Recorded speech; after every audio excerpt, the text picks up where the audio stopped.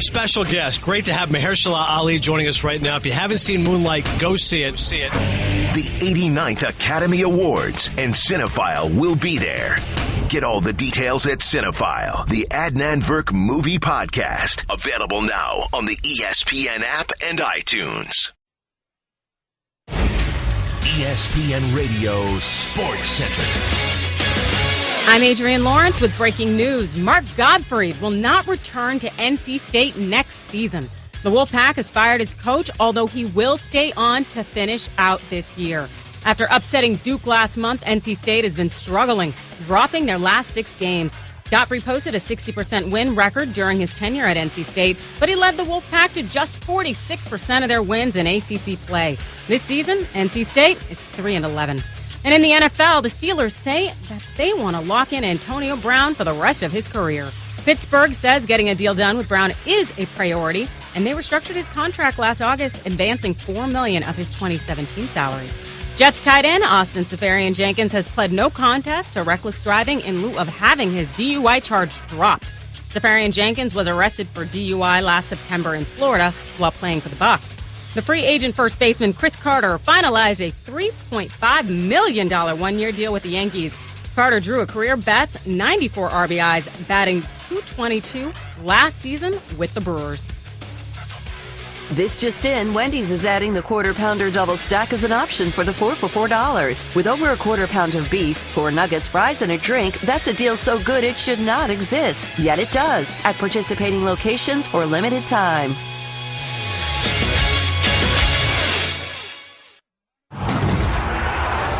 Now, Russillo and Kanell on ESPN Radio. And ESPNRadio.com.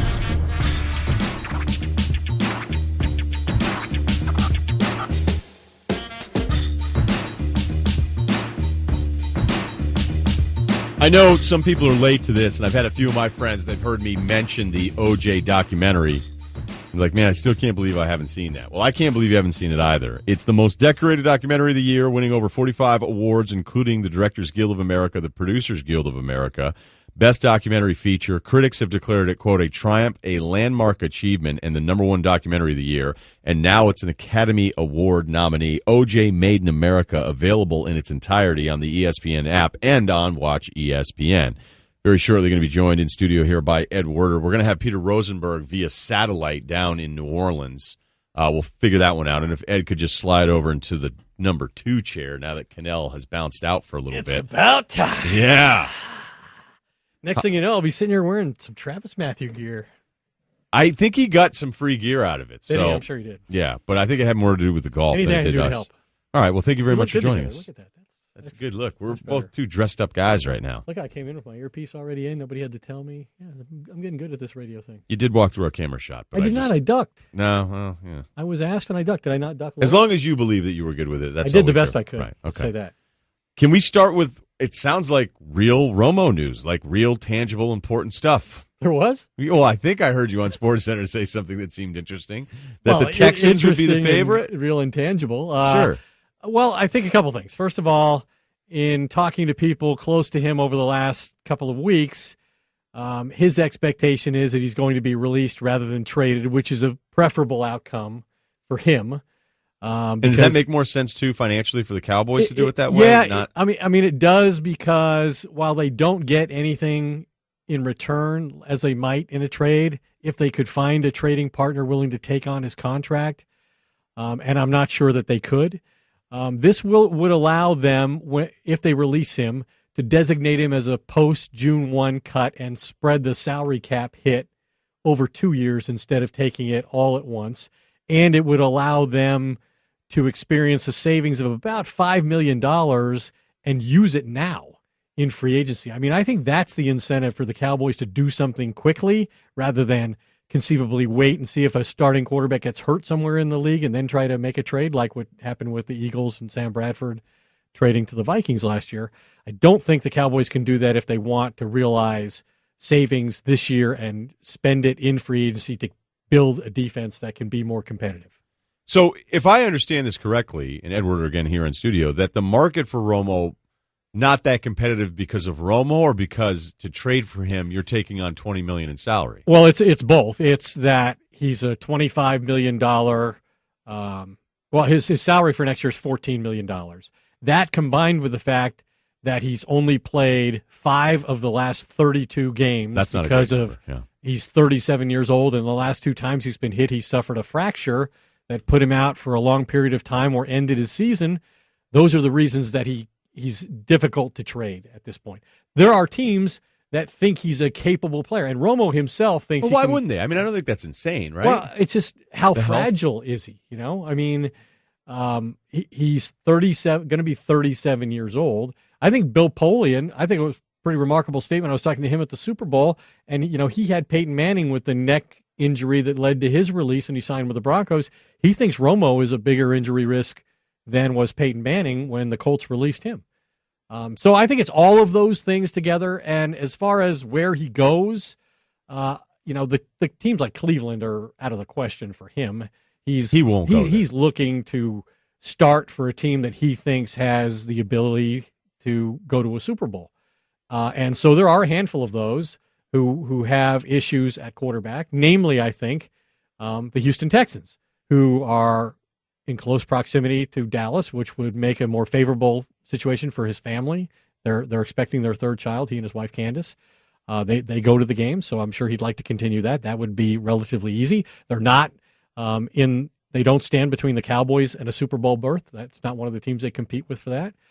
They have the number 1 defense in football. They have a quality offensive line, a good young running back, good young receivers, and a coach in Bill O'Brien who I think would view Romo as somebody he could possibly get to a Super Bowl with. Certainly, he would think that's more viable than Brock Osweiler.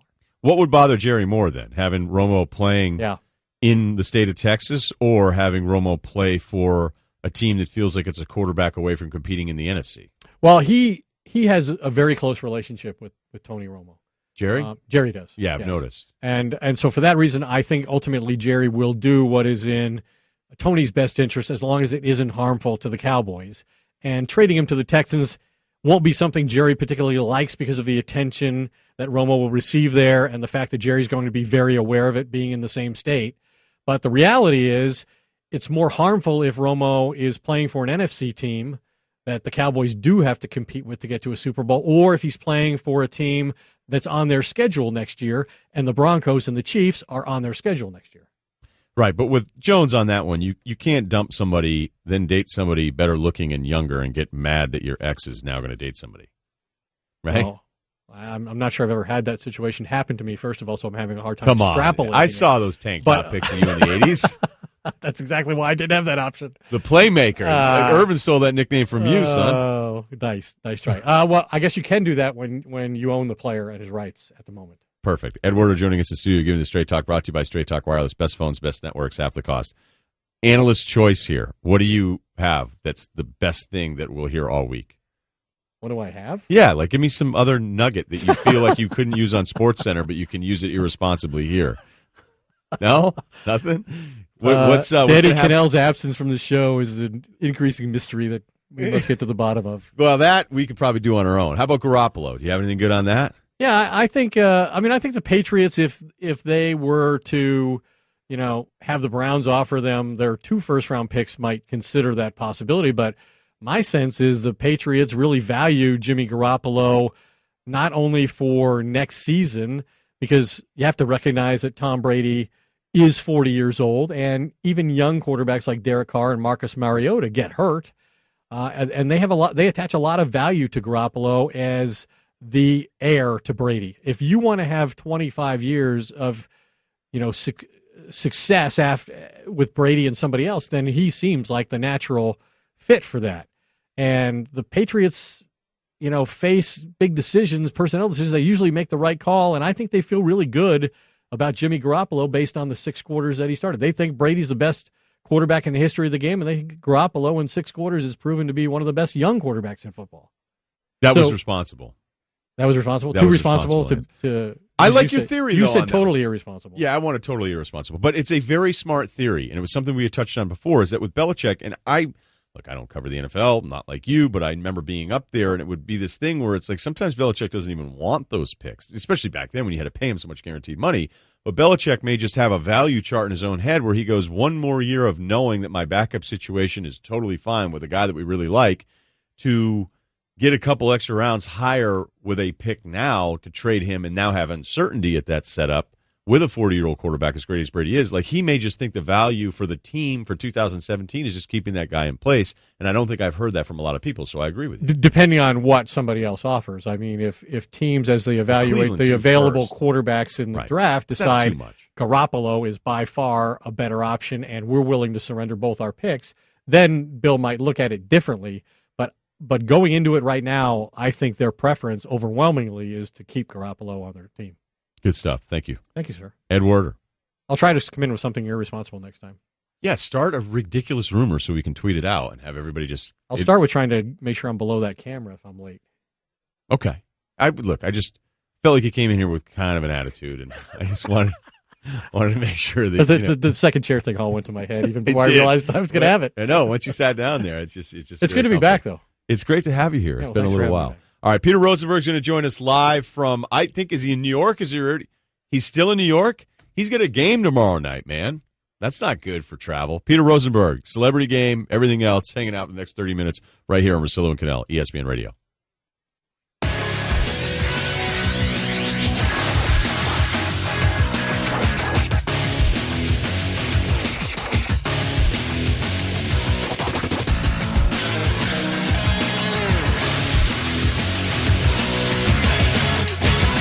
Russillo and Kanell is presented by Progressive Insurance. All guests of the show appear on the Shell Pennzoil Performance Line.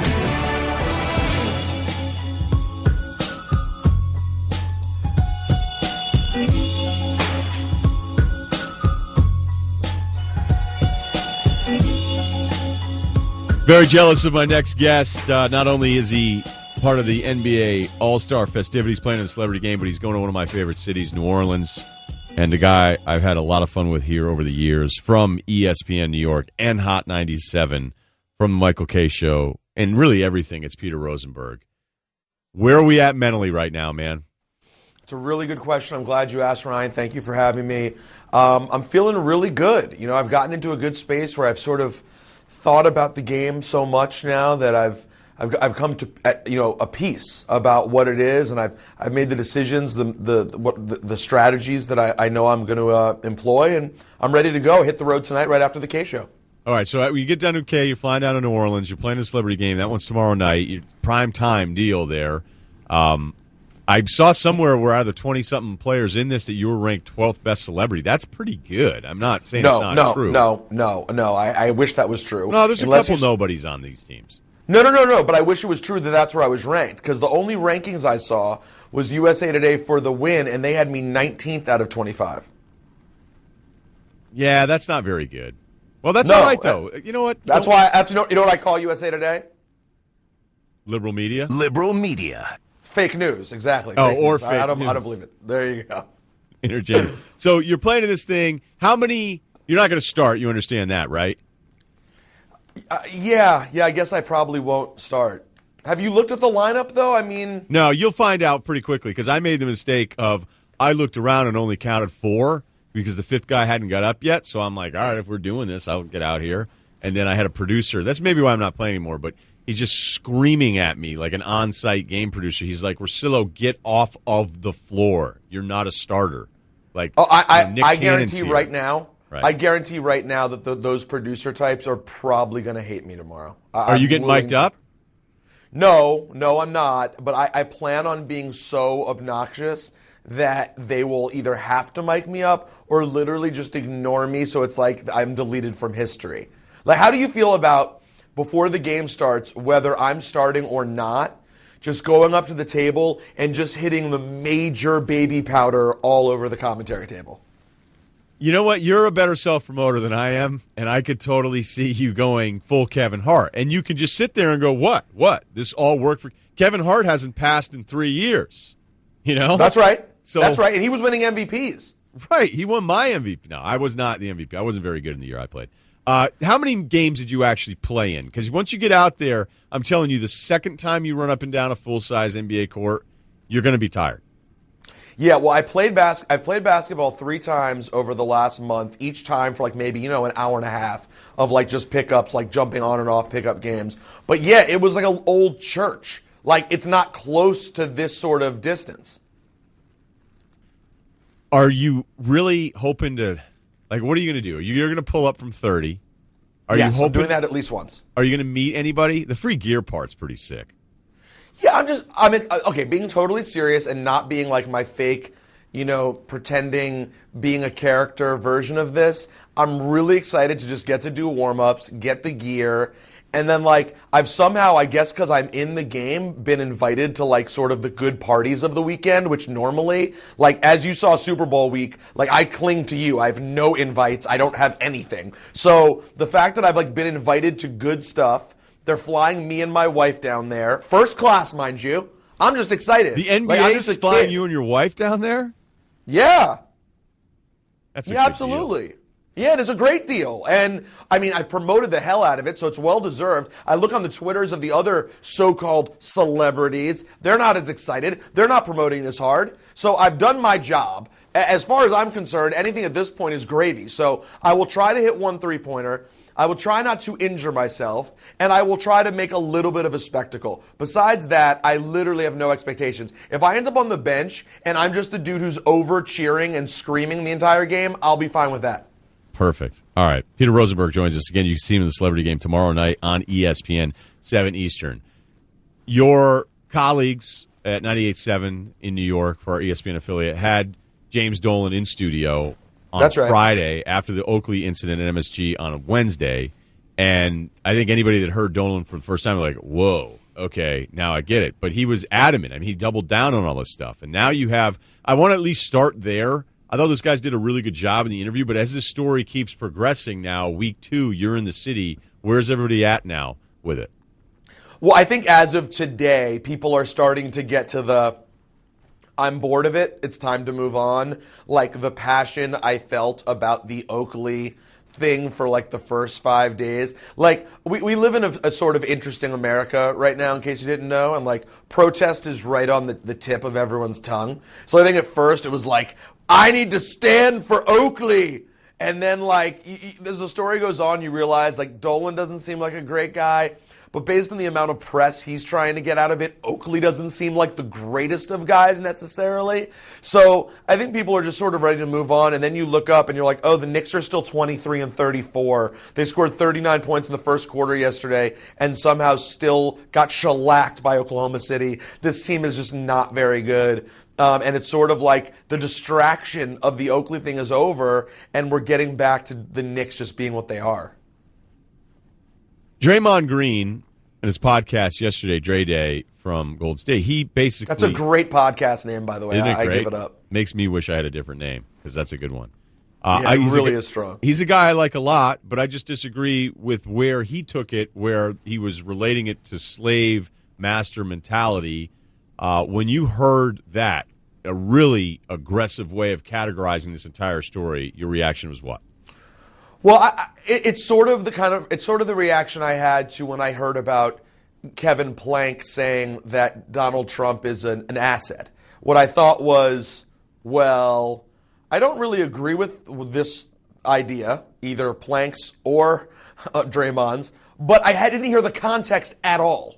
So I know, and you are, as you know, the reason you're one of my favorites is because you deal in gray. And you deal with someone coming on your show and not necessarily having just a hot take, but telling you, yeah, I probably don't agree with that. But I'd be curious if it was part of a broader conversation about race and about the way the whole thing looked, then there's a way I could see that being said. But however, to straight up just be like, that's how I'm labeling that story, was Dolan had a slave master's mentality. Yeah, I think that's probably simplifying it and race baiting. But I'm guessing that's not what Draymond did. I'm hoping what he had was a more broad conversation. Like, I'll tell you this, the optic of a legendary black Knicks player in 2017 being dragged out by security, including one of them pulling his collar at one point, That's a horrible optic. There's no denying that. And for people to then tie that to some sort of racial feelings,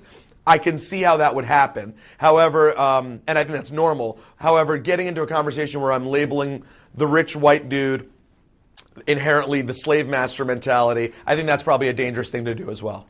Yeah, I totally get the optic part of that. I'm sensitive to that. I get it. But I think the great thing about this story is that that's not the only part of information we have. We don't, like some of these stories where you just see the picture, you just see the video, and you go, man, that looks terrible. Like, how can this be happening? The benefit of the Dolan Oakley story is that we have way more information. We have an owner no one really likes and hasn't done a great job, but a former player that has called him out endlessly. And if you really think about it, like, think how unwelcome Oakley has to be that he has to pay for 4 tickets to a Knicks game. Okay? So and that didn't come out of utterly nowhere. That's one of the things that got lost in the story. And, like, listen, I get it. If I'm a fan of this team, now let's remember, what precipitates the situation is you have Phil Jackson, who is awful at his job, in my opinion. You have Phil Jackson totally more publicly just showing utter disrespect for the star player in Carmelo Anthony. Whether people are happy with Carmelo's performance, the last 6 weeks he's been great, but whether people think that his time in New York is a disappointment or not, or think they'd be better, or he slows down the ball or not, I think they all feel weird about the fact that Phil is like tweeting, subbing. Phil Jackson, the Zen master, one of the all-time great basketball minds, has been like sub-tweeting Carmelo, has already rubbed fans so the wrong way that when they then see Dolan, at least on the surface, showing blatant disrespect for a guy who's a true like lunch pail grit Knick player of the 90s, everyone is going to just go, I'm riding with Oakley. And I totally get why. But yeah, that's not really a totally clear shot of the picture. Well said. Okay, so people think that Phil, this master, a lot of the people that play for the Knicks, I think, kind of roll their eyes about this whole Zen master deal now. But you are great of breaking dudes down, so we haven't done this with you yet in this format. We're going to try to make it work as you were down in New York on the split screen here. Peter Rosenberg, Russillo and Kanell. Life advice with just Peter. 888-SAY-ESPN, 888-729-3776. Your life, his advice, next on ESPN Radio. Presented by Progressive Insurance. All guests of the show appear on the Shell Pennzoil Performance Line.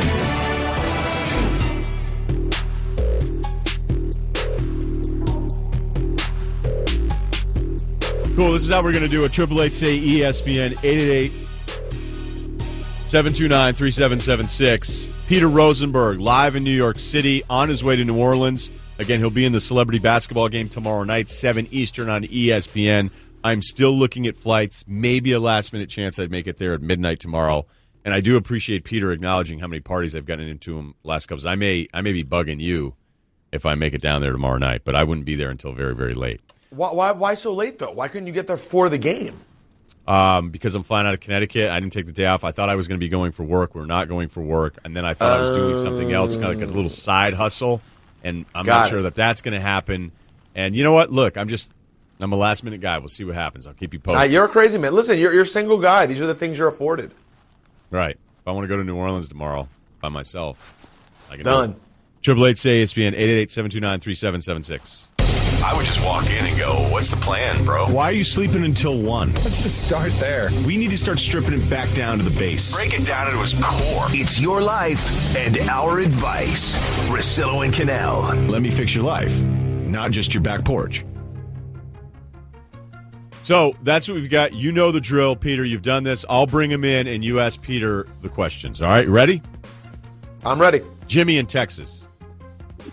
Yeah, I got a question. My wife is wanting me to take a lie detector test.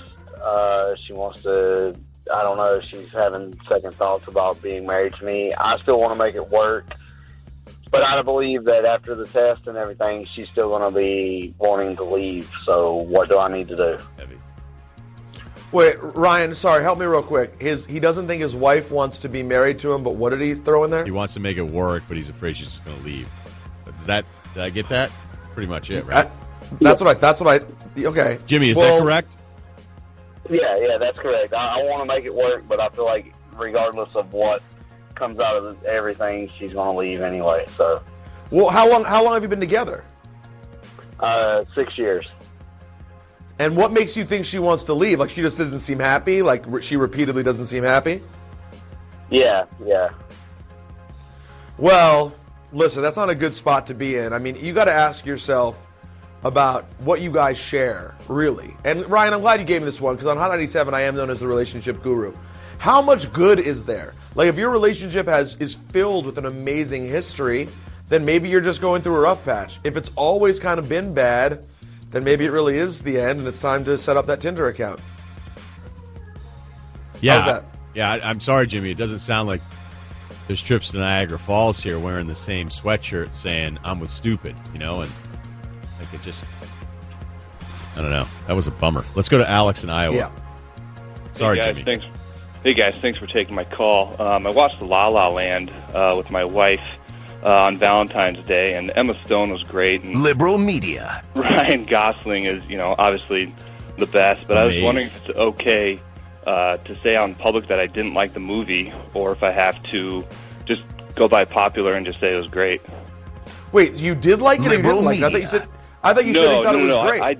I didn't like it. I thought Emma Stone's good and Ryan Gosling was really good. Oh, but you thought it was bad? Yeah, listen, was bad.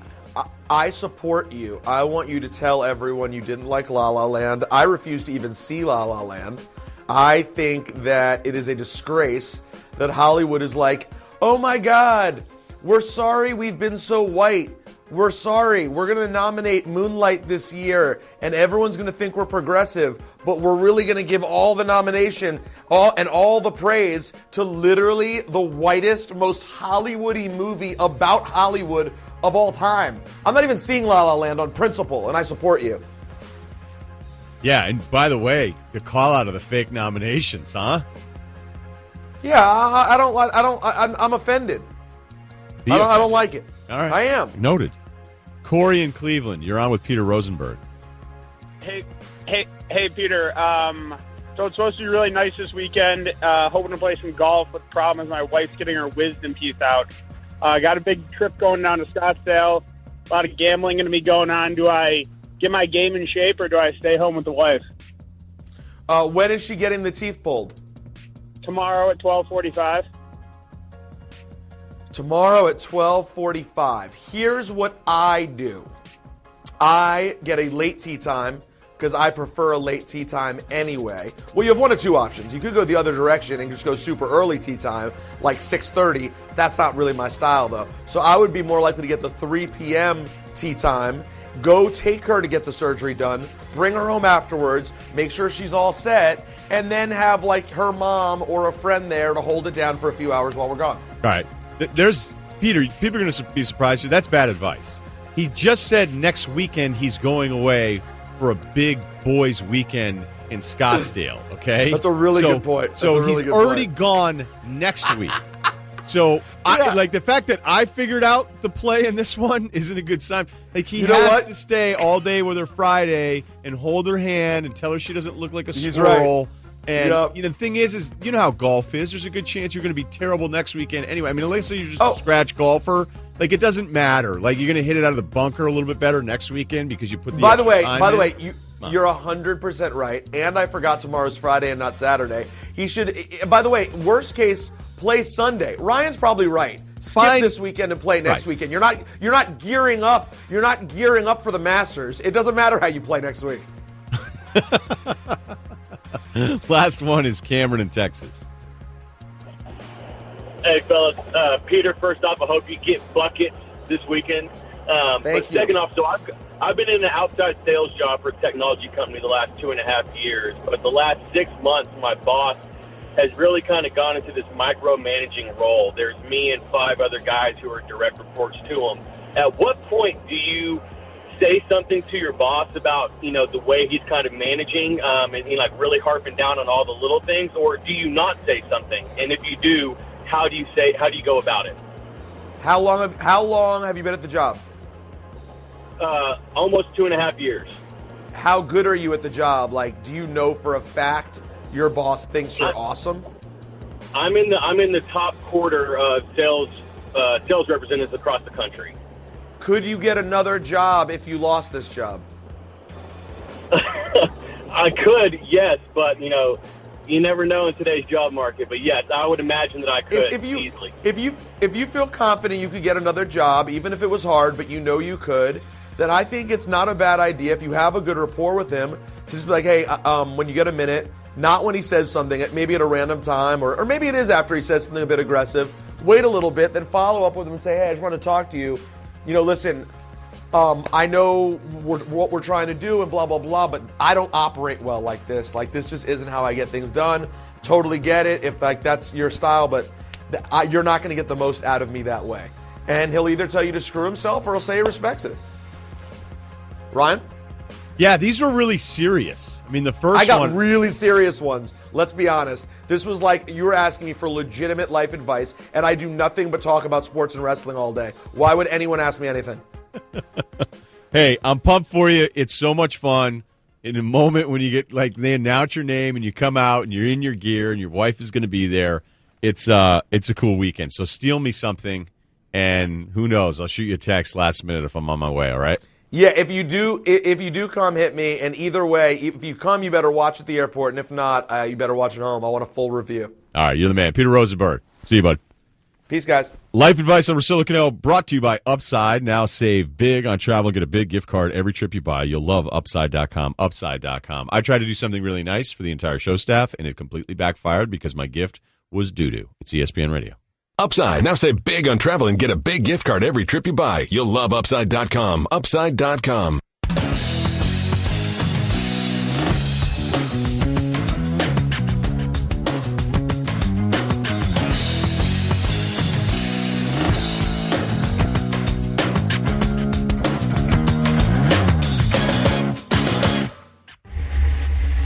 Take Russillo and Kanell with you wherever you go. On your phone on the ESPN app. On your TV on ESPN News. On your computer on ESPNradio.com. No excuses.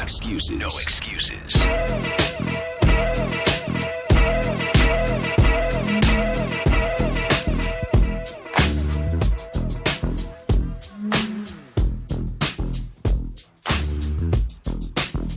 Want to thank Peter Rosenberg's hooking up with the satellite department to be able to come on. I want to thank CT Shirts for this sick button down that I've been rocking all day with the loose tie. It was in this morning at 7 a.m. So this is a grown-up day for your boy. So I feel good about it. Russillo and Kanell reminding you, if you can get in front of a TV, you can watch all 3 hours of the show right here on ESPN News. And also, if you miss any of the show, you can subscribe to our Best of podcast available in the Listen tab of the ESPN app. I've been thinking about doing this. I've mentioned it before as a subscription thing. Our good friend at EA Sports, we don't have anything right now to entice you to be part of our subscription party, which is a good one. But, Cerruti, will you test the waters on this one? Would people be interested as new subscribers? So we can check and see who's subscribing or not. The Russillo and Kanell podcast. If I give out a certificate of authenticity, maybe even a little personalized video, and then send them a Russillo game-worn button-down from back in the day. I mean, we'll certainly see what it was. I'm assuming people would be pumped about it, which is weird. Yeah, because it's not a great prize. It's a shirt that's so out of date. Like, I'm this close to giving it to Goodwill, but instead of doing that, I may give it to dudes, and then you just take a picture of yourself and then hit us up at the Twitter feed. I just think it'd be sick to see a guy with a candy-striped Lacoste, some of those older cuff, French cuff deals. What if we brought back out of rotation Shirt Wednesday and then you donated or whatever that shirt, gave that shirt away? So every Wednesday, where I have so many, I don't know if we'll have enough shows, some Thomas Pinks with a real hardy collar. Thomas Pink makes a nice shirt. But what's the one that you have? It's a white shirt the Robert with a Graham rose on it or something? Yeah, it's a Texas rose. Yeah, it's pretty aggressive. It's a gray Texas rose, and that thing was so expensive, and I think I wore it in Texas once. I would describe that as an Ian Fitzsimmons shirt. Fitzsimmons would buy it off of me now, full price. I have another one with daisies in the button area. I don't know if they're daisies. They're a light flower. I've talked about doing it before, but then people are like, are you kidding? Who would want your used garbage shirts? I'm like, you don't really get how this show works and how this audience works, that I think younger dudes would be fired up. get a Russillo game-worn button-down, and then let us know how your night goes. Take a picture of you yourself. It doesn't have to be a selfie. Responses are already flooding in. Great idea. Everybody wants you to do it. All right, we start next Wednesday. I'll wear the shirt for like a segment because I don't want to wear them the entire time. And they don't want me to wear them in the studio the entire 3-4 hours. You know I'm not a bad-smelling guy, but, I mean, you want to musk up on your own on that kind of shirt, and you don't need my musk getting in the way of yours. So you want to be able to put that shirt on immediately. Although there's a really good chance the ones I'm going to give away have been on hangers or in this secondary. They're in the D League closet. Like the G League. So I have a G League run of button-downs that I've invested too much money in. But that's back when I would see something nice. You get that Banana Republic coupon, and you're going, are you kidding? 40% off? Yeah, I need some more chambray. And you buy some shirts, and guess what? You don't wear them all the time. So if you're younger and you're a kid right now and you're really excited and you see a dress shirt you really, really need, you don't need it. You're just buying it because you want to feel better about yourself this weekend. What you shouldn't do is buy bad candy for the entire staff. Previously on Russillo and Kanell. You know what I'm going to do before Danny leaves? I'm going to get everybody a little grab bag of the fruit slices I was talking about. Yeah, we're raving about. Because when they're right, they're so good. And these are the individually wrapped ones. I made a bag for each person on the show, and I flavor diversified here so that everybody got the same kind of cut up with one special bonus slice. Yeah. And I was looking at them, and I stole the orange one out of yours. And these are terrible. These are not good. I will not argue these. You can give these away to whoever you want. We'll put them outside. Did anybody like them? Cerruti, you hated them, right? I took one bite of the blue Raz, and I wanted to spit it out. You spit it out? No, I finished it, but I'm no more. Bubba, you hated it. I thought the strawberry and watermelon were okay, but I don't want to have them ever again. So that's a no? That would be a no. Michelle she spit it out. I ate one just because I was polite. I was actually going to be the only one in here who was like, yeah, they're pretty good. I would have just, because I felt bad for you. No, they're really bad. But I promise you there exist these good versions of these fruit slices that I bought. Unicorn. We're going to have to find them. I went to the mall by myself, counted them all out, paid, weighed, scale, credit card, they're probably whole deal. Expensive, too. Loser. Yeah, I spent like $12 on you guys. Sorry for trying to be your friend. No one liked him. Michelle, none of you guys even want to talk to me. I'm just hanging out here in the studio by myself. Unrelated, right now the Pittsburgh-Arizona Super Bowl is on, the replay on NFL Network. Remember we were trying to do did we just see the best Super Bowl ever? And you don't want to fall victim to recency bias with what New England did coming back from 28-3, but it's like, oh, the game wasn't that good. I had heard Pittsburgh-Arizona offered up as a better close. That game was 20-7 with 4 minutes to go.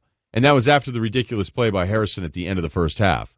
But Holmes just caught the touchdown. They went up. So that meant Arizona got 2 touchdowns and the 2-point conversion, put all that together in a very short amount of time. And then Roethlisberger, with 30 seconds left, hits Antonio Holmes. So that game wasn't really that close until the very end for a good stretch in the second half. All right. I hope everybody enjoyed today.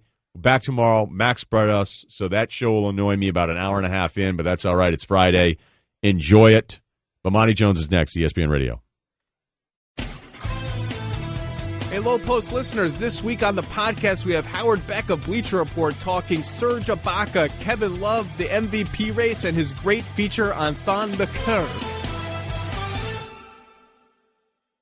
The 2017 NBA All-Star Game.